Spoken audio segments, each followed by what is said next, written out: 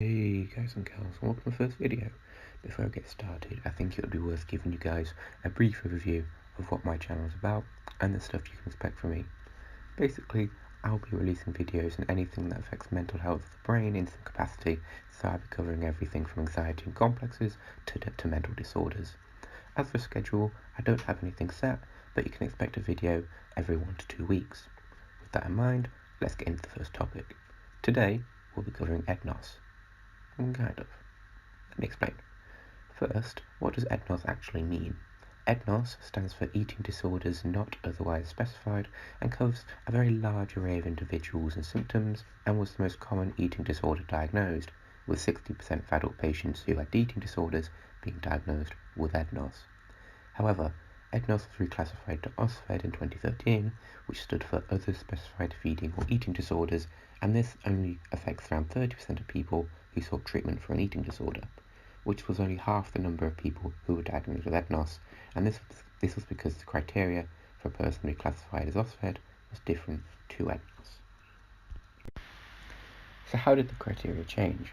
Well, EDNOS as a diagnosis that was applied on an eating disorder did not fully meet the criteria for anorexia or bulimia, with EDNOS being divided into two subgroups.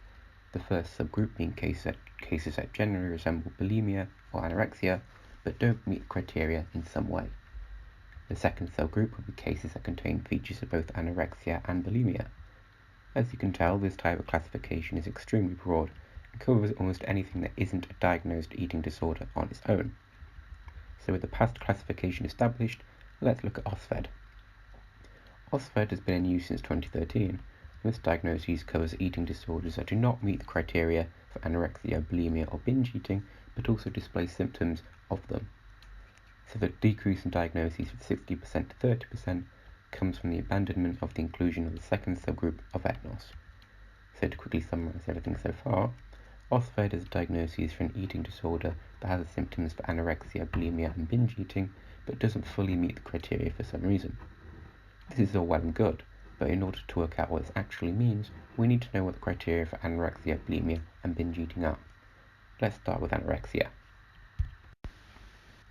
The criteria to be diagnosed with anorexia are 1. Body weight is maintained at least 15% below that which is expected, or Q-TIL's body mass index is 17.5 or less. Patients that have not yet hit puberty may show failure to make the expected weight gain during the period of growth. 2. The weight loss is self-induced by avoidance of fattening foods and one or more of the following: self-induced vomiting, self-induced purging, excessive exercise, use of appetite suppressants and or diuretics. 3. There is body image distortion in the form of specific psychopathology, whereby a dread of fatness persists as an intrusive, overvalued idea, and the patient imposes a low weight threshold on himself or herself. 4. A widespread endocrine disorder involving the hypothalamic pituitary gonadal axis is manifest in women as amenorrhea and in men as a loss of sexual interest and potency. There may also be elevated levels of growth hormone, various levels of cortisol, changes in the peripheral metabolism of thyroid hormone, and abnormalities of insulin secretion. 5. If onset is before puberty, the sequence of pubertal events is delayed or even prevented, but puberty is usually completed normally with recovery. So to be classified as OFSED regarding these criteria, your body weight needs to be above 85% of that which is expected, the weight loss isn't self-induced, there is no body image distortion, there isn't a widespread endocrine disorder, or puberty is not delayed or halted. Next up we have bulimia. The criteria to be diagnosed with bulimia are as follows. 1. Recurrent episodes of binge eating, with an episode of binge eating being characterized by eating in a discrete period of time, an amount of food that is definitely larger than what most people would eat during a similar period of time and under similar circumstances. There must also be a lack of control over eating during the episode. 2. Recurrent inappropriate compensatory behavior to prevent weight gains, such as self-induced vomiting, misuse of laxatives, diuretics or other medications, fasting or excessive exercise. 3. The binge eating and inappropriate compensatory behaviors both occur, on average, at least once a week for 3 months. 4. Self-evaluation is unduly influenced by body shape and weight. 5. Binging or purging does not occur exclusively during episodes of behaviour that would be common in those with anorexia.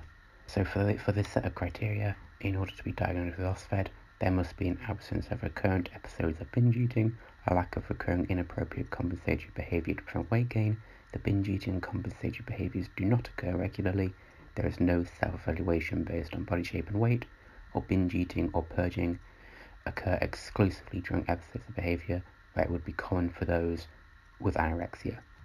Last but not least, we have binge eating.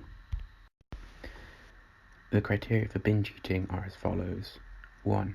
Recurrent and persistent episodes of binge eating. Number 2.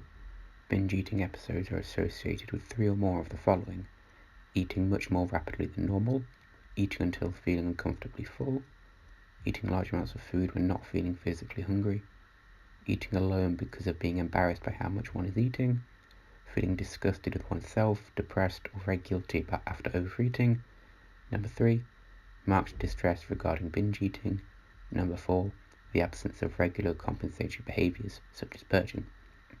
So regarding this set of criteria, patients are classified as OFSED if they do not have recurring and persistent episodes of binge eating, the episodes are associated with less than 3 or none of the points previously stated, there is no marked distress regarding binge eating, or there is a presence of regular compensatory behaviours. Alright guys, that's all I have for you today. If you believe you suffer from an OFSED, then please book a visit with your GP to receive a professional opinion and possible treatment if required. I had a blast writing and editing this, so I've set up a Patreon as I'd love to do this full time. So if you like this video, then please subscribe, let me know what you thought in the comments. I am taking requests on subjects to cover. Please drop a like and support me on Patreon if you can. Also, apologies for the massive watermark over this entire video. I unfortunately can't get rid of it just yet, but it should be gone by the time of my next upload. I'll see you guys next time.